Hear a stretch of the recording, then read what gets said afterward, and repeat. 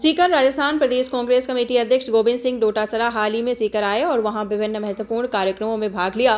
डोटासरा ने सीकर में अपने निवास पर समर्थकों से मुलाकात की और निकाय चुनाव को लेकर सरकार पर तीखा निशाना साधा। इस दौरान गोविंद सिंह डोटासरा ने कहा कि नगर निकाय चुनाव को लेकर पीसीसी चीफ गोविंद डोटासरा ने बड़ा बयान दिया है। डोटासरा ने कहा है कि अगर नगर निकाय के संपूर्ण नगर निकाय चुनाव 5 साल से ज़्यादा समय हो गया है, तकरीबन 6 साल हो गए हैं 59 नगर निकायों को तो, और पंचायत राज के तमाम ग्राम पंचायतों के चुनाव हुए काफ़ी 6-8 महीने हो गए हैं। राज्य सरकार जानबूझकर इसको लटकाना चाहती है, चुनाव नहीं करवाना चाहती है। पहले राज्य निर्वाचन ने पहले भी अपनी प्रक्रिया शुरू की थी, लेकिन राज्य सरकार ने जानबूझकर उसको रोक दिया।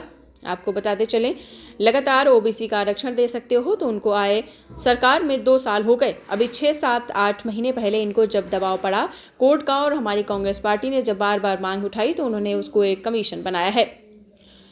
अब दोबारा हाईकोर्ट ने फैसला दिया है कि 15 अप्रैल तक आप संपूर्ण दोनों नगर निकाय और पंचायत राज के चुनाव कराइए। वो कह रहे हैं कि नाली नहीं, सड़क नहीं, पानी नहीं, और वह मुख्यमंत्री हंस हंस कर लिख रहे हैं उसके एक एपिसोड ने इनका काम निपटा दिया है।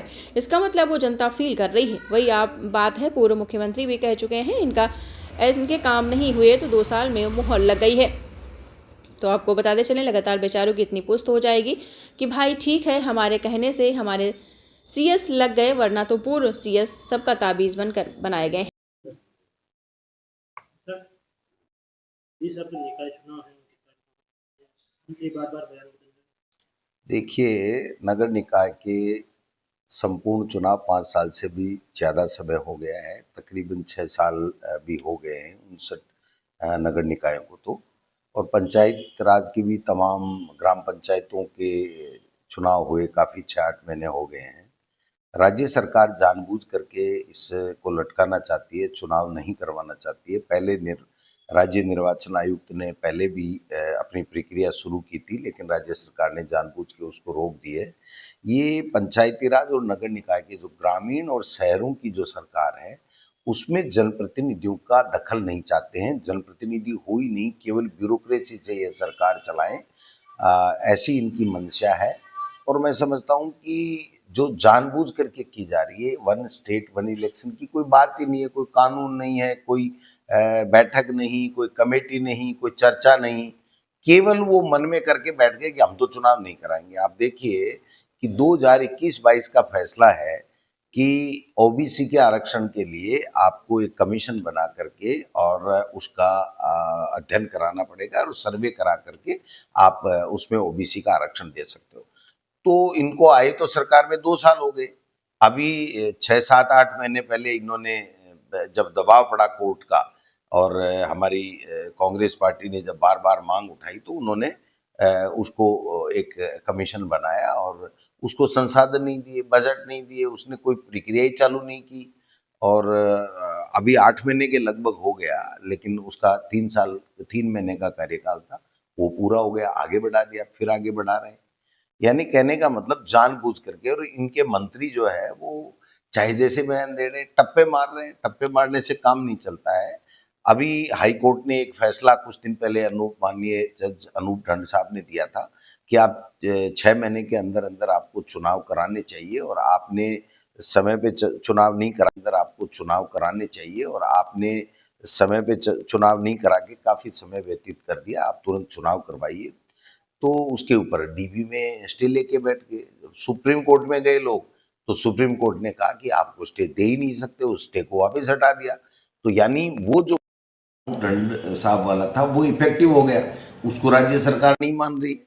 अब दोबारा हाई कोर्ट ने फैसला दिया है कि 15 अप्रैल तक आप संपूर्ण दोनों नगर निकाय और पंचायत राज के चुनाव कराइए। लेकिन हम इसके अंदर सुप्रीम कोर्ट जाएंगे और सुप्रीम कोर्ट को ये कहेंगे कि इनको परिसीमन के लिए 31 दिसंबर तक का समय दे रहे हो आप कौन होते हो? एक तरफ तो कह रहे हो परिसीमन में आपका दखलंदाजी नहीं है कोर्ट की, और एक तरफ आप खुद ही आगे चल के दे रहे हो, जबकि इनका परिसीमन का कार्य तो 4 जून और 5 जून को पंचायत राज और नगर निकाय का जून में और मई में कंप्लीट होना था।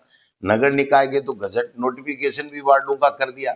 तो इनको रोक कौन रहा है? इनको परिसीमन के लिए समय क्यों दिया गया, मेरे समझ से परे है। जो हाई कोर्ट ने हमारी बात को सुना नहीं, इसके लिए हमें सुप्रीम कोर्ट में जाएंगे।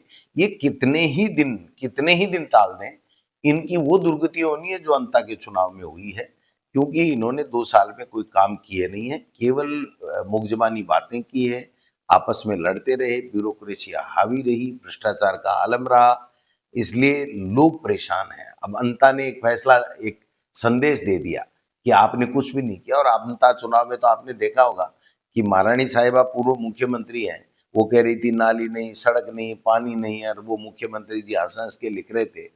उसके एक एपिसोड ने इनका काम निपटा दिया कि भाई इसका मतलब जो जनता फील कर रही है वो सही बात है।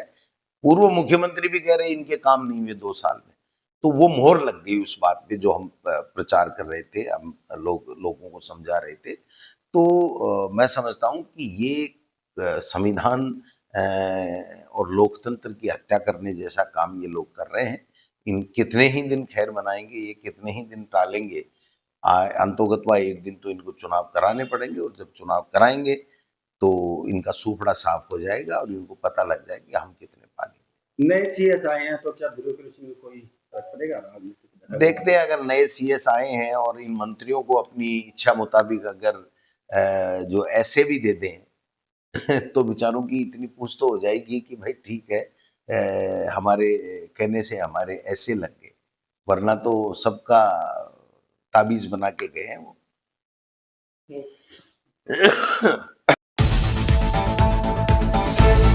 सभी दर्शकों को नमस्कार, आदाब। आप देख रहे हैं जनमानस शेखावाटी न्यूज।